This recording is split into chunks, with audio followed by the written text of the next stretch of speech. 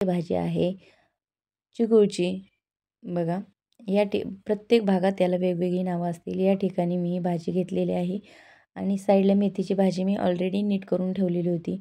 आता ही नीट करायची म्हणजे काय करायचं, त्यातील ज्या मोठ्या मोठ्या काड्या असतात त्या काढून टाकायच्या. बघा ही सर्व भाजी नीट करून झालेली आहे. आता हे काय केलं मी, माझ्या चपात्या झाल्या होत्या तर मी ह्याला तव्यावर काय केलं, थोडंसं काय करायचं, ह्याला एक 4-5 मिनटं मस्त गरम करून घ्यायचं. गरम करून घ्यायचं म्हणजे काय करायचं, ह्याला छान परतून घ्यायचं ह्या भाजीला. असं का करायचं बरं, तर ह्याच्यात जो आंबटपणा असतो, जो आंबूसपणा किंवा आंबटपणा तो असतो, तो काय होतो निघून जातो आणि मग भाजी छान लागते चवीला. म्हणजे आमच्या इकडे तर अशीच करतात, म्हणून मी पण तशीच करत आहे.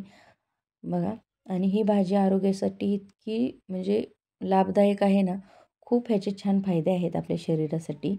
तर बघा या ठिकाणी मी ही परतून घेतलेली आहे भाजी तव्यावर.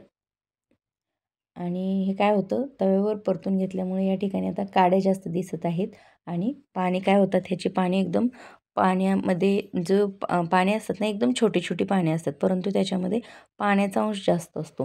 ती अशी गरम केल्यामुळे पाण्याचा अंश थोडासा कमी झालेला असतो.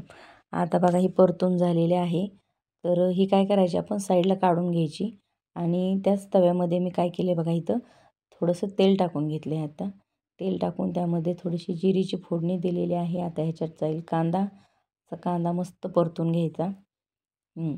कांदा परतल्यानंतर किंचित हळद पण टाकलेली आहे बघा ह्याच्यात. आणि हळद टाकून झाली की ह्या बघायला हळद टाकली, पण एकदम थोडीशी टाकायची. नाही टाकली तरी चालेल, काही हरकत नाही, पण थोडीशी टाकली. आणि आता लाल तिखट पण काय झाले थोडंसंच टाकले, नंतर टाकणार आहे. बघा.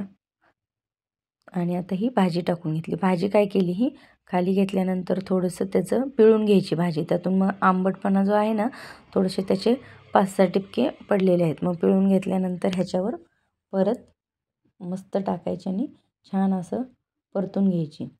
मग ह्याच्यामध्ये अजून थोडंसं लाल तिखट टाकून घ्यायचं, कारण तिखट मी थोडंसंच टाकलेलं होतं आधी.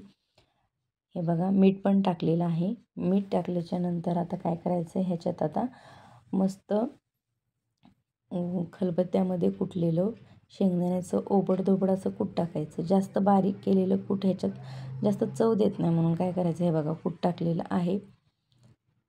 बारीक कूट चांगलं लागत नाही, म्हणून आपण काय केले, थोडंसं मोठं जाडसरच कूट ह्याच्यात